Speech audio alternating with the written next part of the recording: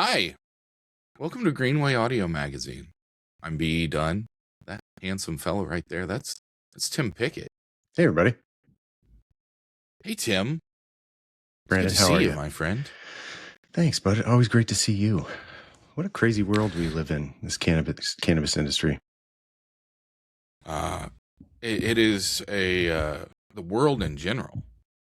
Tip is Did I is say a cannabis? crazy I meant place. world in general. Yeah. The cannabis industry, Yeah. perhaps more so than some places at some times. Mhm.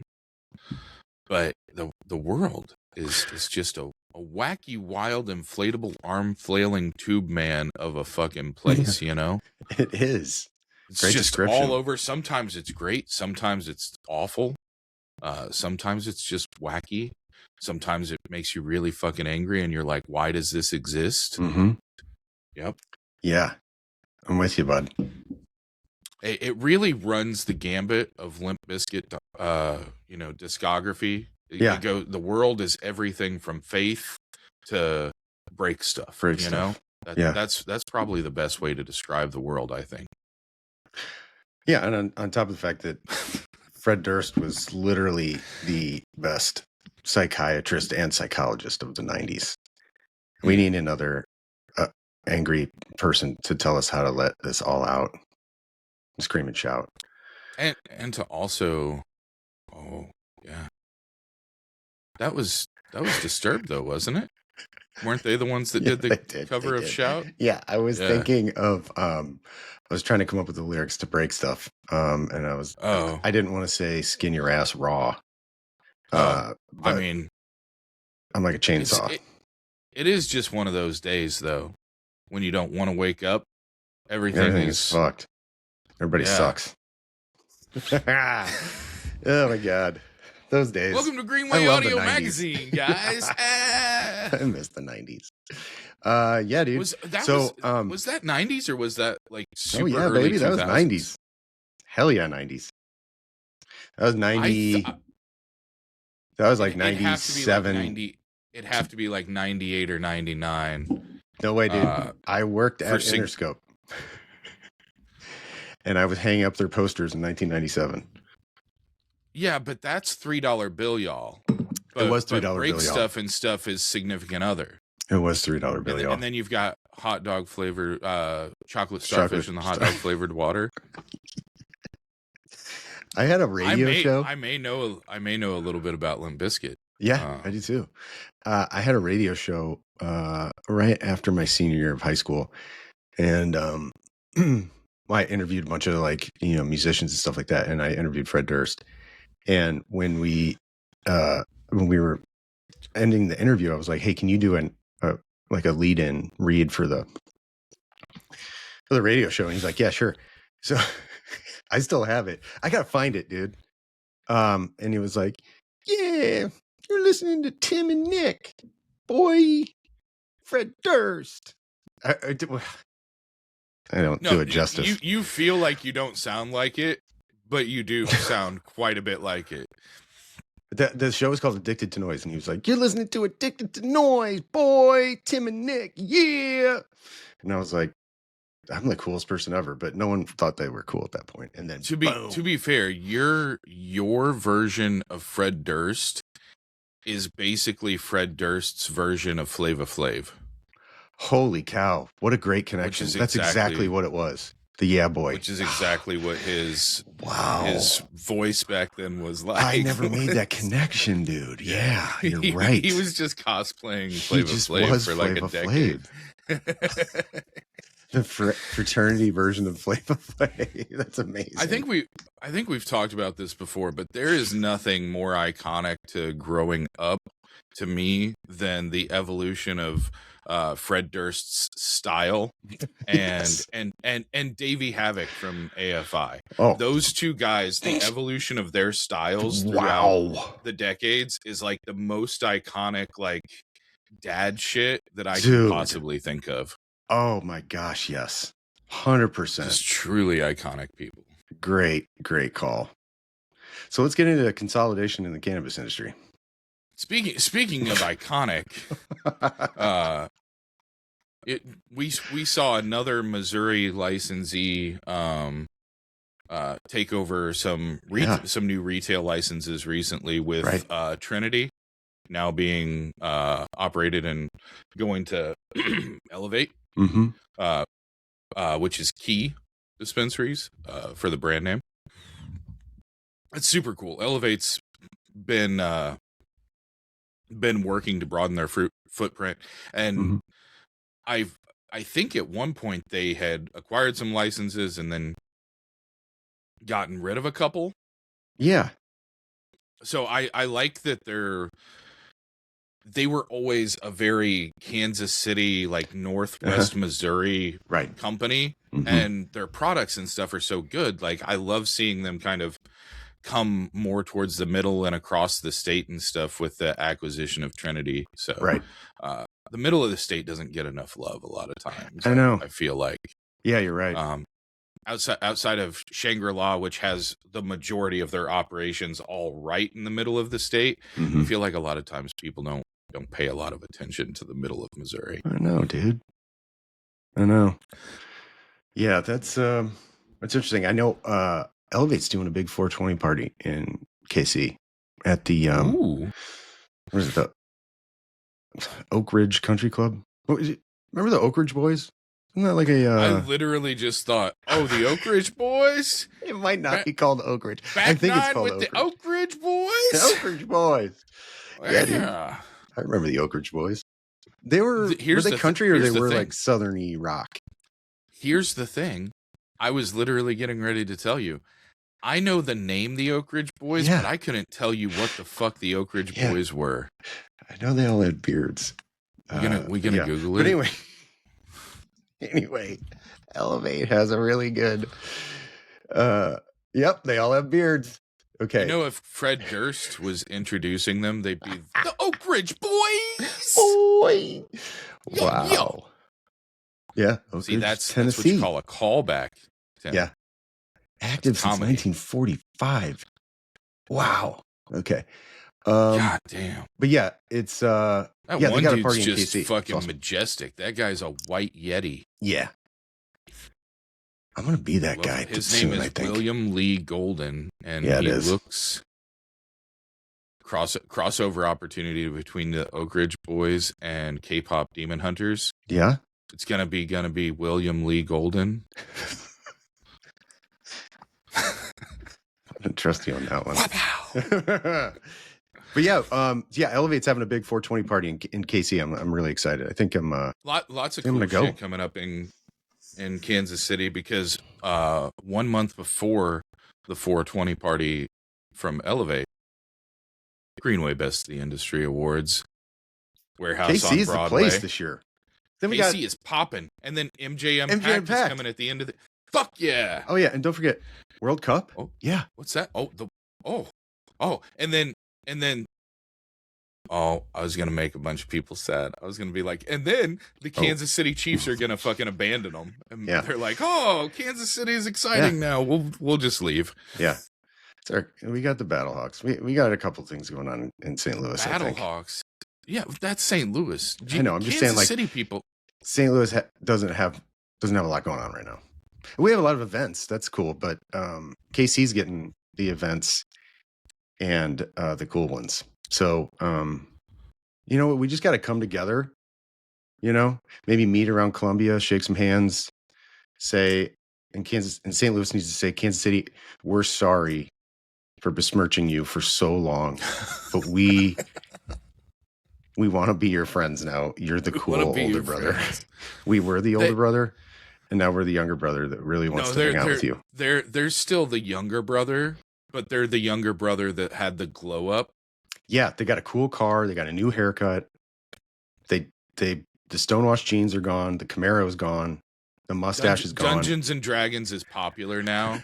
Like, you know what I mean? Like, yeah, dude. I think, like, if from my perspective, at least, and my perspective can be completely wrong, but as a kid, grittiness was cool whenever we were younger and stuff. And St. Louis had like the perfect blend of like grittiness and also like real like the Cardinals were popping the Blues, Yeah. and back in the 90s, the Rams and everything.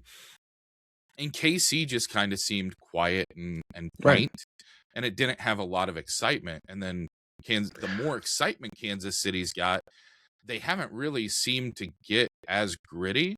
But at the same time, I think Kansas City at one point was nicknamed Killa City and had like St. Louis style rankings for murders. So maybe I'm just misremembering everything. Maybe it's because I'm 40 and have kids that I'm just like, I like the quiet now. I don't really want to go downtown and walk out Yeah. and my car's not there anymore or something. Yeah. I don't know. Yeah. I don't know. Yeah, it's weird. I think while we were up here thinking we were, cool, they were slowly building a dynasty and quietly expanding their city to be way cooler than what we have here in St. Louis. Can I throw out a theory? Yeah. Did Patrick Mahomes change the entire scope of the state in Kansas City? He might have. I mean, is you look at the timeline and stuff? You know what, dude? That's a great point. Did Patrick Mahomes and Andy Reid and Travis Kelce change the entire chemistry of the state of Missouri? Could be. Yeah. You know who else is changing the chemistry of the state of Missouri? What's that? Our good friends over at Kind Goods. Yeah. Whenever you think about things that are positive in the St. Louis area, Kind Goods comes to mind. Yeah. They just opened a new location. I'm going next week. I can't wait to see it. Grand opening. Yep. Maryland Heights. Coming in hot. Tell us about it, Brandon. Hey guys, do I have news for you? Quick heads up, Kind Goods just opened their 6th location in Maryland Heights, right off 270 on Dorset, and the place is a vibe. They're Missouri's OG deli-style dispensary, so you can actually walk in, see the flower, look at it, maybe get a sniff, talk to the people who really know their stuff, and shop without any pressure. Take your time, figure out what you want. The store's super welcoming, the staff's amazing, the selection is huge, and it just makes the whole experience easy. You know I love it easy. So if you're in the area, you're heading toward a show, swing by the new Kind Goods on Dorset. Let them know that we sent you. Tell them Greenway Audio Magazine. Good vibes, great products. You'll get it as soon as you walk in. That is she here? Oh no, we got time. No. Sorry. We got a couple more minutes, but I wanted to get to a little section here, and then we can toss in another like little quip there. Yeah. I needed an ejector seat button for where we were at in the conversation. Yeah, I know. I'm glad you brought that back in, because I was like, we are venturing off course. Hey, we're getting ready to talk to Sarah Bantz here in a couple minutes. But one of the things that's been on my mind a lot recently, we've been talking about expansion. We were talking about Missouri specific expansion. There's so much going on a national level, with everything from Oklahoma's governor talking about rescinding medical marijuana. The state with the most licenses in the country at one point possibly rescinding the medical marijuana program entirely. We're looking at Kentucky, which is now online, and we're the discrepancies of. We had some reporting where they were already up to 20,000, 24,000 patients. Then they kind of walked that back, and they're like, we're actually around 14,000 patients. And there's an understanding for, us in Missouri as to how that happens, because they're taking a long time to process applications. They're taking a while to, in some cases, they may not even be getting the applications, because they have to go from doctor to submitting applications. And so there were some numbers that were based on the number of doctor's approvals or doctor certifications that had gone out, that you may not have even submitted your application yet, let alone had it approved. So they're actually around 14,000 right now. They've kind of walked that number back a little bit, but I think the one thing that Missouri really did right that we don't get enough credit for, or I didn't do it, but the advocates, the program developers, the businesses, and everyone that came together and said, hey, this is really important, was allowing for telehealth. Because I think especially in states like Missouri, Kentucky, anywhere that has a lot of rural areas, it's so important to be able to get people access Right. to things like that. And the American healthcare system in general kind of lacks a level of autonomy and a level of just understanding of people's times and schedules and the importance of things. I think if they're able to implement telehealth, we'll see the numbers in Kentucky really shoot up. But in the meantime, congratulations to everybody in Kentucky. The beginnings of the dispensaries rocking and rolling, seeing some operations down there really starting to shoot up. Maddie Piercy's down there making shit happen with. Saw a picture of her running some operations for Blue Sage and such. Yeah. So, back in other state news. Sorry, I went to look at my thing over here. It's the Oak Ridge Boys.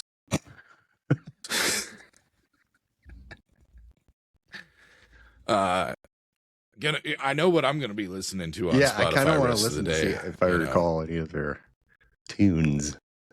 Oak Ridge Boys. So, man, it's so weird to see, like, Rhode Island is pushing for THC bans and stuff like that, but Oklahoma is trying to walk back medical. But then in other states, you see them trying to further their system. You see Kentucky, on the precipice, and you see these newly developing states and stuff. Even Texas has started to kind of lean more towards cannabis. Okay. In recent months, it's such a weird thing to think of any state walking their entire program back there. Yeah. I mean, I know we've done a few of those here in Missouri, not in the cannabis space, but we feel like sometimes the government feels like they know better than the people that vote. But yes, it is going to be weird. Yeah. And, but yeah, that's going to, I wonder how that can, man, can you imagine? Can you imagine like finally feeling like you got your medicine? Being a fucking patient? Yeah, and being like, oh my gosh, I'm pain-free. Like, this is great. Thank you. What's that? No more? I mean, come on. Ugh, man. You know what Oklahoma famously did not have enough of? What? Back in the early and mid 2000s was opioid patients. They definitely did not have enough of those. No, I'm being very sarcastic. Yeah, I was like, wait a second, because especially with like all the oil refineries and shit like that, where people get horribly fucking injured. Yeah, Oklahoma is like one of those like break your fucking neck at work and go back in the next day type of states. Right. Yeah. I can see that. Yeah, that's gonna. I'm really curious how that's gonna go down, because it's gonna upset a lot of 14,000 people. No, that's Kentucky. Oh, Kentucky's 14,000. Oh, that's right. Yeah. Okay, sorry. Shit, Oklahoma had 14,000 licenses almost at one point. That's right. That's right. Had like 10,000 fucking dispensaries, bro. That is right. Yeah, it was kind of the wild, wild west down there. Yeah, it was basically just like opening a lemonade stand there for a while. Like you just give two kids an ounce and a cardboard sign, and they'd stand on the side of the road and be like, $15 eighths. Throw them in my mom's grew them in my mom's garden. Right. Yeah. Definitely not from the Sonora cartel. No. Nope. Hey, Sarah, can you hurry the fuck up? Yeah, Sarah, hurry. I have so many tax questions. Sarah's great. Speaking of Sarah, she is the treasurer of Jane, and Jane has a cool event coming up in March. They're doing a Cannabis Business and Career Expo, which I think is cool because you can get people involved in the cannabis space, people that are interested in it. So I'm sure there'll be some brands there. I think we're trying to see if we can get in there. And where it's at? It's in Columbia this time. I know. It's close enough. It's on a weekend. I'm actually gonna go. I'm gonna be at an event in Missouri. Look at you, dude. Yeah, look at me. 10. Look at me go. I love it. Look at me go. Yeah, Robust, Bud and Mary's, Rove. They're all going to be speaking and sponsoring. You were talking about me, and then you said Robust, and I was like, it makes me feel like I'm back in the Husky Kids section at JCPenney. No, you're not. I mean, I definitely am, but do you remember the Husky Kids section at JCPenney? There was a Husky Kids section? Yeah, man, you walk through well, you wouldn't of course you wouldn't remember it, but Arizona Jeans literally had like Husky imprinted on the inside of their okay, yes, I remember now. Their shit. Husky. And so like as you would walk through, they'd be like, normal sizes, boys, men's, and then they'd be like Husky over here. Oh my gosh. That's where this guy went and got his Arizona Jeans. Husky. Dude, I was $1.50 in high school. I was a teeny little string bean. I was like $1.50 in 4th grade. Yeah, dude. I bet. You're a big ass dude. You're a French fry. I'm a tater tot. Yeah, but I'm really excited. I love the Jane events. I think this is going to be a cool one. I'm super excited for that event in particular because I love that they're taking the approach of trying to help people find their way into the cannabis industry. Yep. And it's not just about licenses. It's not just about getting a license. Yeah. It's about branding. It's about partnerships. It's about ancillary. It's about finding ways to develop different platforms within cannabis. And the other thing is that they are doing headshots and resume reviews, which is just freaking awesome. That. Yeah, dude. So rad. Yeah, they're doing professional headshots and they'll review your resume. There's going to be some brands there, tons of networking opportunities, and then a panel as always. And that's just cool. Panel. Yeah, I love when we have organizations that do this type of stuff, and Jane's always at the forefront. So I love seeing any kind of community outreach, whether it's driving patients, whether it's public education, any of that. Speaking of public education, we're going to do everybody a service. We're going to talk taxes and stuff with one of the most brilliant minds in the cannabis space, at least according to Greenway readers. Yeah. So we'll be right back after this. Need a little spark to brighten up your day? I know I do. Well, meet the new Thrive all-in-one vape from Curio Wellness. It's a 1 gram all-in-one vape pen from their Best Self collection, which is coming out soon. Blending THC with carotene, limonene, and linalool for that perfect lemon lift. Imagine crisp citrus with a hint of pine. It's all in a portable, rechargeable pen that's ready when you are. So if you're looking for your daily spark, Thrive has got you covered. Basically, it's your new favorite sidekick, like Brandon for me. Check it out, everybody. Thrive, all-in-one vape from Curio Wellness. Welcome back to Greenway Audio Magazine. Today, we have Sarah Bantz with us. Sarah is the accounting and advisory director for the Cannabis Accounting and Advisory Director at Smith Patrick CPAs. Sarah, thank you for joining us. Well, thank you. The award-winning. Right. We'll get into it. Sarah Bantz. We'll get into it, Brandon. Sarah, we were just talking about the Jane Cannabis Expo, and you are the treasurer of Jane. I am the treasurer of Jane. Yes. That's great. Yeah. I love that organization. It's so needed, and their events are just outstanding. Yeah. I think this is going to be a really good event for a kind of a, I don't know what you say, like a sector of the industry that doesn't get enough attention and support. You Right. know, people who are kind of looking midway to climb the ladder Yep. in cannabis. Yeah. Yeah. And I was pointing out to Brandon that you guys at this event are going to have headshots and resume reviews. That's brilliant. Right. Yeah. People need real help. They do, especially in this industry. Yeah. If you're getting into it, you don't know what to put on there. Yeah. Yep. Come by, hang out with some other folks who are in a similar situation to you, get your picture taken, practice, learn, have fun. Yes, that's it. That's it. So much has changed recently, in December, especially, regarding finances, accounting, taxes, everything, in cannabis. So we can get into that, but I love this question. Brandon, apologize for asking it, but this is extremely interesting to me because you have a background in accounting, numbers, that's your thing.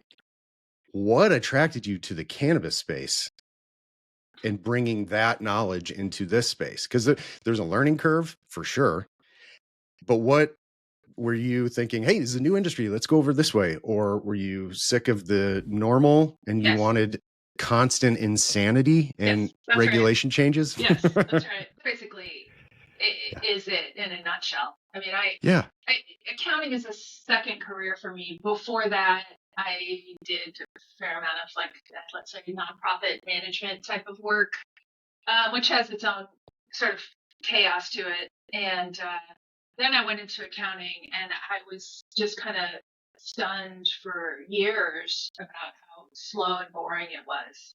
And I just really needed to keep my energy engaged in order to appreciate it. So, yeah, moving into cannabis accounting is, it's exciting. It keeps me engaged and interested, and I really enjoy it. It's a challenge. Whirlwind. It is a challenge. For sure. Yeah. It is for sure. Yeah. Yeah. That I'm always curious about that because obviously no one comes from cannabis, unless you started early in your career. But, we've spoken a lot about how, especially industries, like accounting, are so needed in this industry. And to find people that are interested in it and can bring those characteristics and strengths to this industry is so vital, because I still don't understand it. I've run a business on my own and I struggle with understanding. I'll act all day long like I know what 280E is. I don't. I mean, like, I do, but I do not. Yeah. you know? And so when I have conversations, I'll reference it. Oh yeah, because 280E, and then if someone was like, tell me exactly what it is, I would say, I'm not 100% sure, but I know that it is not good. And it has been a disservice to my ventures over the past few years as well. So if you wouldn't mind, for me, can you give a little layman's term or definition of 280E, or what we should know about it? Yeah. I mean, basically, if you have your income, you have your sales for whatever you're doing, and then you have certain kinds of expenses that are your cost of sales or your cost of goods if you're selling goods. So in retail cannabis, this has meant, whatever. You buy a case of something and then you're reselling it. The cost of goods is, what you paid to buy that case of whatever, vapes. And per 280E, that is the only cost you can deduct from sales to get to your taxable income. Everything else you paid for per 280E, the heat, the person to sell it, your license fees, all that jazz, not deductible. So you end up having your taxable income ends up being significantly higher, and therefore your tax is significantly higher. And it's often to the point where you literally have a loss and less cash at the end of the year than you started because you have a loss, yet you owe federal income taxes. Wow. So it's tough. It's really hard. It is. It is the one thing that I always referenced was that because it affected my business was that marketing couldn't be written off like a normal business. And so when I wanted to get business from people, it was twice as hard because now it was, usually, marketing, sometimes it's a gamble. You gotta, I think this will work. Let's go with it. But now is it worth going for it and knowing we can't write it off and knowing we don't have a huge marketing budget in the first place because of money's going out the door to 1,000 other things. So that was a big hurdle for me personally. So that's my relationship with 280E is knowing that the marketing budget could not be written off. Right. Yep. The selling costs, that's a big bucket of no type of stuff. Even man. Yeah, even that's the amazing. liberal understanding of what 280E means is, selling costs and marketing costs end up not being deducted. Yeah. Sorry. Yeah. Okay. It's nothing personal. No, I know. So I wanted to bring this up because we touched on it earlier. You were voted the best cannabis accountant last year in the Greenway Awards. And how did that feel? What did it feel like to be the best Greenway accountant for the year? Well, let's see. After my bubble bath and manicure, no, I don't know. Like, what did I do? What do you call it? Treat yourself? It was good. I mean, it's awesome. I do the work every day for my clients, but I also show up. I show up, I think, consistently in Missouri at a lot of different, Missouri events and meet people and kind of, I feel like I'm part of the fabric of the industry, and that feels good. And I'm glad I definitely got recognized for that, I guess you could say. Yeah. I know Smith Patrick in general has been part of the industry since day one, if I recall. Oh yeah, they were the company. Yeah, Dave, the managing partner, and James spent a lot of time supporting MoCan and being involved with MoCan in those early months and a couple of years before there were licenses, when everybody was trying to figure out which way was up. They were there. Yeah. So that's a long time. I mean, now we're talking almost 8 years, right? I mean, from the beginning of discussions and the beginning of MoCan, and wow, that's amazing. Yeah. Gosh, one of the things I wanted to touch on, because I know there will probably be businesses here that would like to know this type of information, but what are some things that cannabis operators struggle with the most when they're doing tax planning? The biggest, I don't know, I guess you could call it misconception or oversimplification, is that this tax calculation is based only on identifying what bucket the expense goes in. Is it going to be deductible or not? And that's important. But there's also an issue of when you can deduct it, because you don't. Because we are these ones that relate to inventory that you're going to be allowed to deduct. It's gonna in the future. It's not you get to deduct it at the moment or within the year that you spend the money. It's that you deduct it in concert with sales. So just a very specific example, if you buy $40,000 worth of packaging in December of 2025, and then you use $10,000 of that in stuff that you sell in December of 2025, you only get to deduct $10,000 of that. The other 30 gets banked to the balance sheet and moved into the next year and, deducted when you make that next batch of product and you actually use that packaging. There's a timing issue. And especially with smaller entities, you're, kind of using an estimate to track that timing issue. But tracking the timing of when you can deduct things is an important part of showing to the IRS that you have an inventory method. And that your method is ABC, I do this, I do this, I do this, and here's my answer. Because they will want, should they come knocking, want to see that you have a method and that method follows income. So is that, do other industries follow that, or is this specific to cannabis? No, other industries follow it. Mostly you're following it for internal purposes, so you can like understand how much your widget costs to make. You know, your internal planning purposes to follow it. Following it for tax purposes, like, yeah, manufacturing follows it, but, you know, smaller entities, you know, like a restaurant, they definitely have cost of goods sold and inventory and all that, and they try to figure out how much each dish costs to make or whatever. But are they tracking that to the penny? No, they're a small restaurant. So like small cannabis, it's kind of the same thing.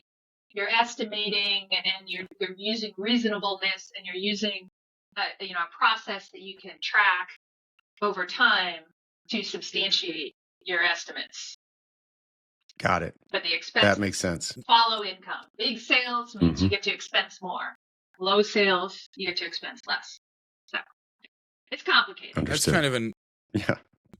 That's kind of a good way to talk about the upcoming changes and potential changes. We had a lot of stuff at the end of 2025 that could potentially be impactful long term. Some of it's going to be pretty impactful immediately, right? And then others, it's more long term perspective. The executive order, I think, is the biggest thing that most people are talking about whenever we're thinking about tax implications.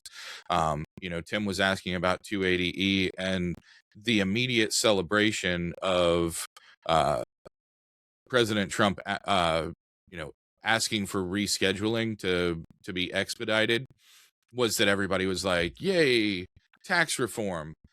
That's not exactly true, though. Right. I'm not going to lie. I got my pedicure. I celebrated. I was excited at first.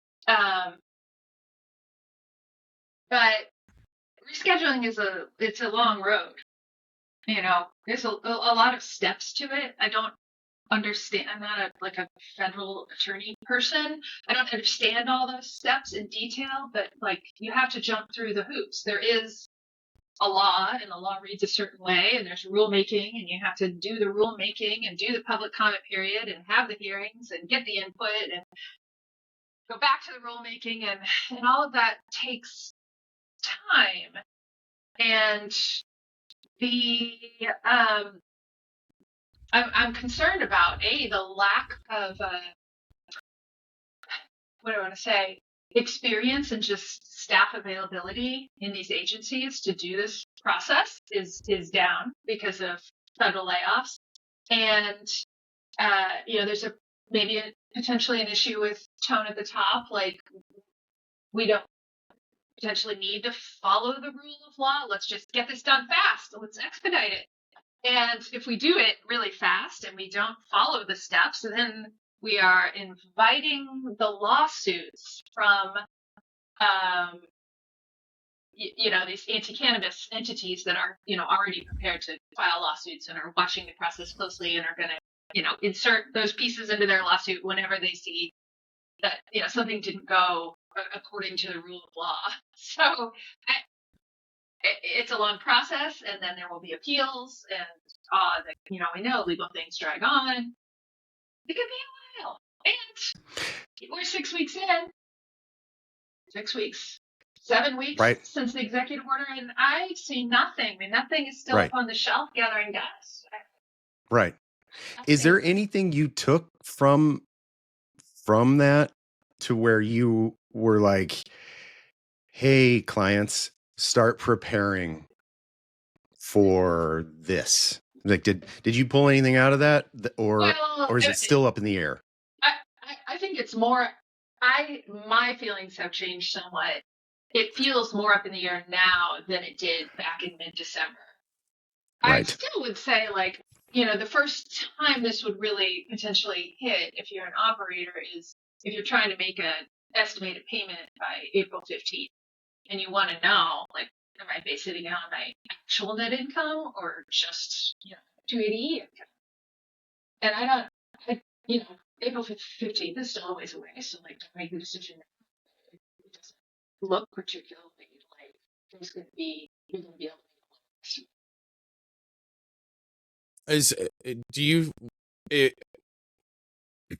sorry, how are you advising your clients as to what you deem a realistic expectation of what 2026 is going to look like for them as far as tax liability? Right now, I'd say it's going to look just like 2025. But meetings may happen, so it's just important to keep invested. That's still great advice for right now, though, because there's so many people already taking victory laps and acting as if everything's changed. Yeah. And the reality is that as far as our federal income taxes, as of February 2026, really nothing's changed right now, right? Nothing's changed. Yeah. We talked about some of the other changes in December and some of the things that had happened outside of the executive order. One of those was the Canna Provisions lawsuit not being heard by the Supreme Court. Being heard, right? So all this happened within a matter of days, like between the 16th and the 18th. It's kind of crazy. I think the Supreme Court turned down hearing this like the day before I can't remember, executive order. But provisions, it had a really, a big fancy law firm behind it who knew what they were doing, put together a really solid argument that wound through the courts for 2 years. It was destined for the Supreme Court to be heard by the Supreme Court, and the Supreme Court declined to hear it, and they didn't say why, and they didn't say anything about it, and we don't know. And so this thing that was a potential great winner for all operators, because it would be get rid of 280E forward looking and also retrospectively, this is just kind of, as far as I can tell, gone. I mean, do you appeal a Supreme Court decision? Like, that's not what the Supreme Court does. Well, so with them declining it, there is no appeal. Like, that's appeal. The end of the road. Yeah. That's the end of the road. There is one other federal lawsuit hanging out there. It's called Top Organics, New Mexico. That one is potentially a little stronger. I understand it's more focused narrowly on medical rather than all of adult use, which might give it a little bit better hearing. And it's kind of got a cool, I guess, hook into 280E. Just kind of hammering on this phrase within the meaning of, because 280E doesn't say like if the drug is listed, on Schedule 1, then you can't deduct anything. It says within the meaning of Schedule 1. So it's like cannabis is listed officially, but is it within the meaning of Schedule 1? Is it within the meaning of Schedule 1 if we've got like the Cole memo and these federal decisions to not enforce federal action against state legal cannabis? Is that within the meaning of a Schedule 1 drug? Like, I don't think so. And you can kind of come up with like 10 other things that the federal government has done or is doing that mean they're not operating within the meaning of Schedule 1. So I had some hopes for that lawsuit, but I think it's the only other one active out there. I'm not everywhere all the time, but I haven't heard of another actual lawsuit. And that one would be specific to medical. What do you see as the takeaways from the combination of those decisions and the timeline and the Trump administration rolling out, a directive to reschedule, because that a lot of times weighs heavily into whether or not a court will take on a case like that, whenever you're talking about an appellate court or a Supreme Court or something, because they kind of look at it as, if we make a decision on this before these rules are made, then there's a court precedent that is now going to determine, how regular man, my tongue is too big to fit in my mouth today. How regulatory authorities are going to be able to set their rules and govern, if they are bound by the constricts of what we've said court precedent says and what the law says and things like that. So do you think that we may see more of these, if lawsuits? people don't get what they're if people don't get what they're expecting with 280E, or if the timeline becomes longer than what everybody's thinking right now?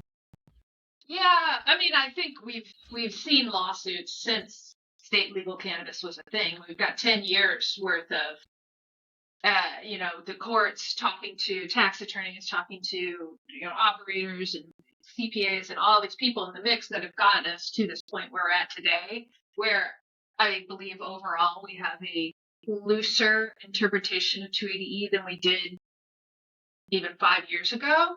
Like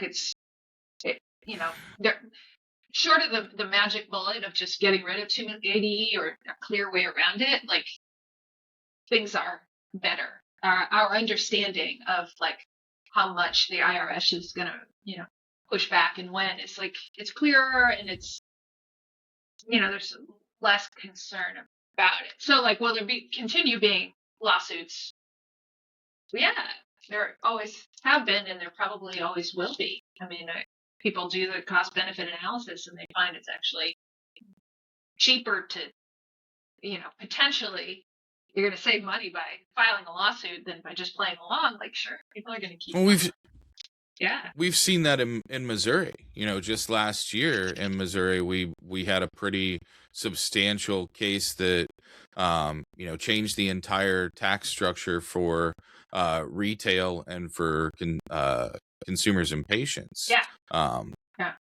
With a decision, we had two different cases going at the same time on opposite sides of the state, that essentially cities and counties were tax stacking. And so to your point, we're always kind of seeing that evolution.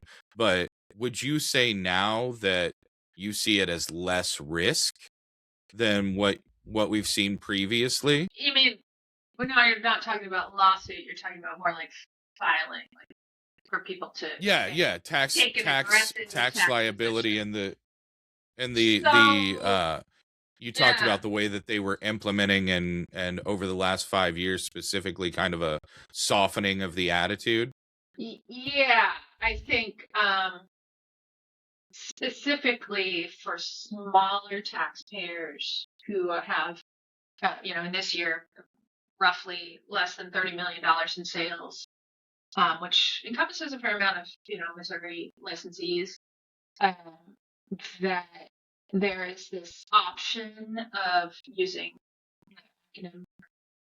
tax code for you, this 471C, or just for cultivators and manufacturers, just being more aggressive about what counts as an inventory cost. Like, it's maybe not just the widgets that come together to build the plant, metaphorically speaking, but it's also the heating and cooling of the widgets. It's the person who's putting the widgets together. It's the supervisor, like, what really are all the costs involved in building inventory, and how can we include more of those in our calculation? So that has gotten easier for most taxpayers to stomach, and the IRS has not, especially with this smaller taxpayer, necessarily come back on those sorts of like more aggressive, like, I'm going to include more in inventory type positions. Like, I'm not seeing that. So that's good. For what one of the things that you've talked about in the past is protective orders. Yeah. And so what's the kind of risk reward with protective orders whenever it comes to your tax? It's protective claims. So Sorry. Real quick, there's one more thing that happened in December that I'm going to tag in here that is not getting a lot of play, and that is that there was also a tax court decision on a cannabis company called Mission Organic Center out of Southwest somewhere. Ultra Health is the store name. Who fell behind in their taxes because of 280E, went into collections. The collections officer, the IRS, calculated their ability to pay to put them on a payment plan. And in that calculation, they did not include the non-deductible expenses. If the business had sales, it's deducting its deductible expense. You subtract the deductible expenses off of that, and then you subtract your non-deductible expenses off of that, and you're left with kind of like what you've got at the end of the year after everything it takes to run your business. So literally, that's what you have available to pay these tax payments. But the IRS officer was like, no, those aren't deductible. We're not even going to consider them. So they built a plan for Mission Organic to pay month over month based on having the income that they didn't really have. Having the income that is actually reported on the tax return. So, this is right. I think it's like kind of a thing where the IRS officer, followed the letter to the law. What's the phrase I'm trying to come up with? The actual letter of the law, very literal interpretation of how you make the calculation. And it came up with something that's absurd, because ability to pay is ability to pay. So to explain, high level explanation in that case, essentially what the IRS officer had done was said, you're making $10,000 a month, but the reality was that had they been able to take standard deductions like any other business, the calculation wouldn't have been 10,000. It would have been 1,000, 6,000, or what have you. And so their payment plan was based off of a rate exponentially higher than what they should have had. Yeah, that's the deal. So I think this one, could get appealed because it's so anti-logical, but it still is a concern for taxpayers who might be in this position of owing a lot of tax that they have not yet been able to pay. So I worry about that. So anyway, we'll move on from the bad news and the we don't really know news of December onto potential, what are people doing about these things? And we talked about 471C and potentially, really taking a solid look at what you're including in these inventoriable costs. What else do we have? These were protected claims. That's where we were. Yeah. Mm-hmm. So normally your tax return, when you file it, can be amended for 3 years. After that, it's closed. You can't amend it anymore. So if potentially Canada Provisions lawsuit, which didn't make it, or Top Organics lawsuit, maybe it makes it, gets a favorable decision, 280E is deemed, bad law, it goes away, and it goes away retroactively, well, you can still only amend the last 3 years of returns. You can't go back further than that. So, as, Missouri operators, I'm trying to remember, what's the first real big year, maybe 21, 22, when rec launched. When did rec launch? 23. 23. So that'd be probably the first big year. So the 23 return would have been potentially filed in sometime in 24.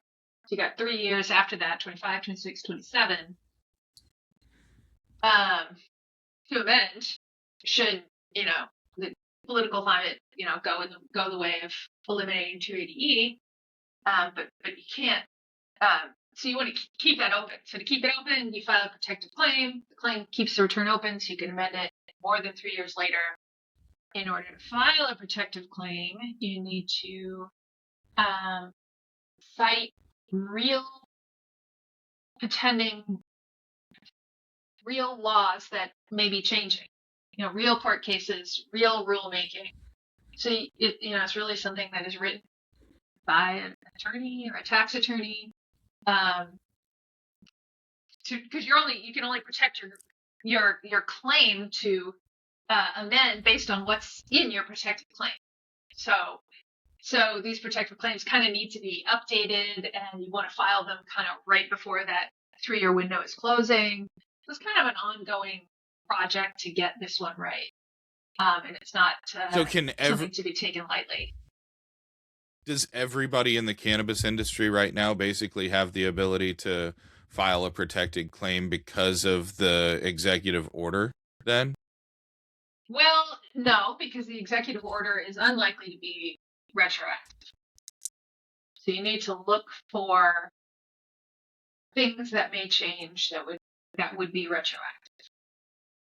I got you. So whenever we're talking about the executive order changing the status, again, we were talking earlier, 2026, unlikely that it's going to be different than 2025, but I think people, including myself, kind of had it in their head that once this changes, I can go back and file an amended 2025, I can file an amended 2026, etc. And you're saying that despite that the only way that the protective claim would interact with that is if it was anticipated to be retroactive as well. Yeah. Although, there's kind of an interplay. You might see with rescheduling that fuels another set of lawsuits that would be retroactive. Gotcha. So there's kind of these pieces play against each other, and it's hard to really navigate all that. But so I think the idea that cannabis may be rescheduled is probably a good reason to file a protective claim, because rescheduling may then spur some other decision that would be retroactive. The rescheduling itself, I don't know. It's but the executive order itself is. I gotcha. Yeah. Got it. Yeah. So that's protective claims are useful. There is a fair amount of activity, filers filing to ignore 280E altogether. This is like this true leave approach that hit the news quite a bit back in whatever that was. Or I want to say, they got a huge refund. The IRS loved it. They think it's great. But it seems like maybe the IRS didn't love it. Giving true leave a refund was done for some reasons that we don't quite understand ourselves, maybe to not have to pay interest, the IRS not having to pay interest. And I am really wary of people doing this. If you're doing it with a disclosure letter from a tax attorney, then maybe it's a safe thing to do, but short of paying for that letter, I don't see it as a reason. I think it's overly risky. And there are CPA firms out there saying, let's just ignore 280E, I'll file your taxes. And, who knows what kind of disclosure, the quality of the disclosure that's going on those returns. Like, I think that there's some little bit of snake oil going on out there, and I would be concerned about that. I wouldn't ignore 280E. Probably not recommending that for your micro business clients or your smaller clients. Yeah. No. Yeah. No. Sarah, that was my next question. Was the micro businesses? Yeah. Are there different rules? Are there things that do micro businesses go to you and you have some advice for them right off the bat? How are you handling the micro business situation? I love the micro businesses. I think it's I think it's a great thing for the Missouri industry, and I hope that they grow and succeed. I, not so much on tax treatment. It's more about like what kind of services I can provide and how I can help them, because they are going to be, smaller. It's probably easier for them to do more of managing their own actual accounting. And Right. for me to just be advisory, just check in with them, just give advice and not actually do the doing. So I do, try to work with them on that. Like, what's a good solution that keeps your costs down? Yeah, But, that makes sense. But the 280E piece, I mean, there is within the IRS a division between the small business unit and the bigger business unit, and the smaller business like audit unit, the folks that go out. I have heard tend not to be auditing inventory on cannabis companies, but that smallness applies to many of the comprehensive operators in Missouri as well, because for 2025 we're dealing with this almost $30 million in income. So small gets pretty big. They're all maybe somewhat protected from inventory audits on a cannabis return just by size. And that's one of those things that kind of stretches across state lines and stuff. Whenever we're looking at, like we've mentioned a lot of Kentucky recently. Kentucky doesn't allow for vertical integration and stuff like that. So everything's, an individual operation, and their grows are significantly smaller. You're looking at, I've heard of grows as small as like 1,500 square feet in Kentucky, which comparatively, I mean, Alaska's biggest grows, for a state that's been established for considerably longer than Missouri, Alaska's biggest grow was like 5,000 to 10,000 square feet whenever Missouri came online, with potentially, 30,000 square feet in one facility. Sorry, not 30,000 square feet, 90? Was that? I think it's 30,000 per license was the original square footage allotment in Missouri. Yeah. But neither here nor there. Whenever we're talking about smaller businesses, that extends across state lines. Missouri has kind of an exception to a lot of those things, because Missouri is one of the only states in the country where if you're a marijuana business, you can actually deduct your state taxes the same way that you can if you're a regular business. Right. Yes.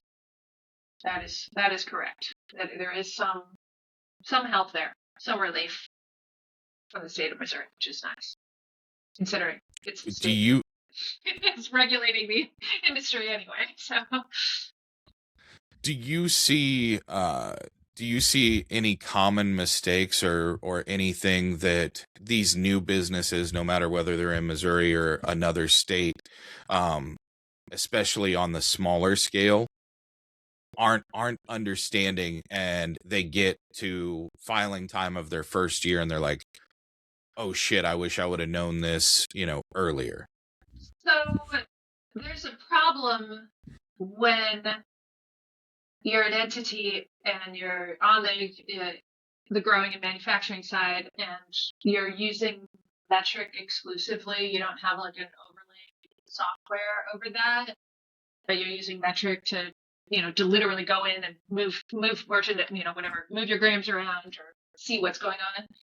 That, because I use reports pulled out of metric on grams, where the grams are, to help allocate these costs around. But metric is not at all accounting software. And if you try to pull the grams that you have on hand on December 31st, what's in the shop? What have we got? The only day you can actually get an accurate report of that is on December 31st. We pull that today, go back and pull a December 31st report, it's going to have different numbers on it, because it's not designed for this sort of inventory. It's whatever. It's track and trace. That's what it's good for. It's good for one thing. So it's not especially helpful for like trying to build an inventory model so you can, build a reasonable way to expense your costs. So pulling those reports timely is important. I pull them monthly and throw them in a file, and you can deal with it later during tax time. Or, potentially if you have some other way that you're tracking your grams, like having that be static so that at the end of, certain months that you have some, whatever grams on hand. Like that. That's the hardest thing to put together after the fact. If you go find your tax account after you're done, and you just don't have those reports, it's hard to recreate that. Yeah. As Sarah, let me just, I don't know if you've noticed this. This is why me and Brandon work so well together. His questions are so good and smart. And I'm like, what's your favorite flavor of gummy? Like that, literally, this is how this goes. So I know, no,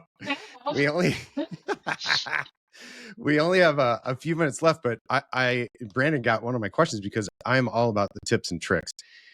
What is like the most underused smart move that either you share with some of your clients or, that the industry should know when it comes to taxes?